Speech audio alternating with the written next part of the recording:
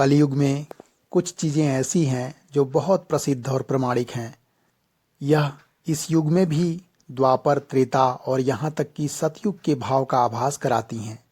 माता के विषय में हमारे धर्म ग्रंथों में जितना लिखा गया है उतना कदाचित कहीं और नहीं लिखा गया है। कहा जाता है कि माता के वश में तो स्वयं नारायण भी रहते हैं, किंतु उन सब में भी जो एक चीज कलयुग में सबसे प्रसिद्ध है वह ये वाक्य है, पूत कपूत हो सकता है लेकिन माता कभी कुमाता नहीं हो सकती है। किंतु क्या आप जानते हैं कि इसे सर्वप्रथम किसने, क्यों और किस लिए कहा था? इसका वास्तविक अर्थ क्या है? क्या ये वास्तव में शाश्वत सत्य है जैसा कि आज के युग में माना जाता है? जी हाँ, आदि शक्ति भगवती जगदम्बा बहुत ही दयालु हैं। जिस प्रकार जननी सभी प्रकार से अपने पुत्र का कल्याण चाहती है, उसी प्रकार संपूर्ण जगत की जननी माँ योग माया सभी प्रकार से जगत के प्रत्येक जन का मंगल कर शुभाशीष प्रदान करती हैं। हमें अपने जाने अथवा अनजाने भूल को क्षमा प्राप्त करने के लिए माँ के शरण में पवित्र मन से देवी अपराध क्षमा स्तोत्र का पाठ अवश्य करना चाहिए। देव्या अपराध क्षमा स्तोत्र दुर्गा सप्तशती में अंकित श्लोक है। इस श्लोक की रचना आदि शंकराचार्य जी ने की थी। यह स्तोत्र पूर्ण रूप से माँ दुर्गा को समर्पित है। इसमें आदि शंकराचार्य माता से अपने अपराधों की क्षमा मांगते हैं। इस स्तोत्र में कुल 12 श्लोक हैं और इनमें से 3 श्लोकों के अंतिम वाक्य में आदि शंकराचार्य जी ने माता के महत्व के विषय में कहा है। आइए देव्यपराध क्षमापन स्तोत्र को ध्यान लगा करके सुनते हैं। न मंत्रं नो यंत्रं तदपि च न जाने स्तुतिमहो न चाहवानं ध्यानं तदपि च न जाने स्तुति कथा न मंत्रं नो यंत्रं तदपि च न जाने स्तुतिमहो न चाहवानं ध्यानं तदपि च न जाने स्तुति कथा न जाने मुद्रास्ते तदपि च न जाने विलपनम् परं जाने मातस्त्वदयानुसरणं क्लेशहरणं न जाने मुद्रास्ते तदपि च न जाने विलपनं परं जाने मातस्त्वद अनुसरणं क्लेशहरणं विधेर्ज्ञानेन द्रविणविरहेणालसतया विधेया शक्यत्वात् तव चरणयोर्याच्युतिर्भूतो विधेर्ज्ञानेन द्रविणविरहेणालसतया विधेया शक्यत्वात् तव चरणयोर्याच्युतिर्भूतो तदेतत् क्षन्तव्यं जननि सकलोद्धारिणी शिव कुपुत्रो जायेत क्वचिदपि कुमाता न भवति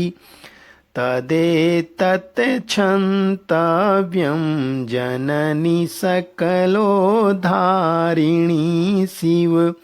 कुपुत्रो जायेत क्वचिदपि कुमाता न भवति पृथिव्यां पुत्रास्ते जननी बहवः सन्ति सरला परं तेषामध्ये विरलतरलोऽहं तव सुतः पृथिव्यां पुत्रास्ते जननी बहवः सन्ति सरला परं तेषामध्ये विरलतरलोऽहं तव सुतः मदीयोऽयं त्यागः समुचितमिदं नो तव शिवे कुपुत्रो जायेत क्वचिदपि कुमाता न भवति मदीयोऽयं त्यागः समुचितमिदं नो तव शिवे कुपुत्रो जायेत क्वचिदपि कुमाता न भवति जगन्मातर्मातस्तव चरणसेवानरचिता न वा दत्तं देवी द्रविणमपि भूयस्तव मया जगन्मातर्मातस्तव चरणसेवानरचिता न वा दत्तं देवी द्रविणमपि भूयस्तव मया तथापि त्वं स्नेहं मयि निरुपमं यत् प्रकुरुषे कुपुत्रो जायेत क्वचिदपि कुमाता न भवति तथापि त्वं स्नेहं मयि निरुपमं यत् प्रकुरुषे कुपुत्रो जायेत क्वचिदपि कुमाता न भवति परित्यक्ता देवा विविधविधिसेवा कुलतया मया पञ्चाशीतेरधिकमपनीते तु वयसि परित्यक्ता देवा विविधविधिसेवा कुलतया मया पञ्चाशीतेरधिकमपनीते तु वयसि इदानीं चेन्मातस्तव यदि कृपानापि भविता निरालम्बोलम्बोदरजननिकं यामि शरणम् इदानीं चेन्मातस्तव यदि कृपानापि भविता निरालम्बोलम्बोदरजननिकं यामि शरणम् स्वपाको जलपाको भवति मधुपाकोपमगिरा निरातङ्को रङ्को विहरति चिरं कोटिकनकै स्वपाको जलपाको भवति मधुपाकोपमगिरा निरातङ्को रङ्को विहरति चिरं कोटिकनकै तवापर्णे करणे विशति मनुवर्णे फलमिदं जनः को जानीते जननि जपनीयं जपविधौ तवापर्णे करणे विशति मनुवर्णे फलमिदं जनः को जानीते जननि जपनीयं जपविधौ चिताभस्मालेपो गरलमसनं दिक्पटधरो जटाधारी कंठे भुजगपतिहारी पशुपतिः चिताभस्मालेपो गरलमसनं दिक्पटधरो जटाधारी कंठे भुजगपतिहारी पशुपति कपाली भूतेषु भजति जगदीशैकपदवीं भवानी त्वत्पाणि ग्रहण परिपाटी फलमिदम् कपाली भूतेषु भजति जगदीशैकपदवीं भवानी त्वत्पाणि ग्रहण परिपाटी फलमिदम् न मोक्षायाकाङ्क्षा भवविभवाक्षापि च न मे न विज्ञानापेक्षा शशिमुखी सुखेक्षापि न पुनः न मोक्षायाकाङ्क्षा भवविभवाक्षापि च न मे न विज्ञानापेक्षा शशिमुखी सुखेक्षापि न पुनः अतस्त्वं संयाचे जननि जननं यातु मम वै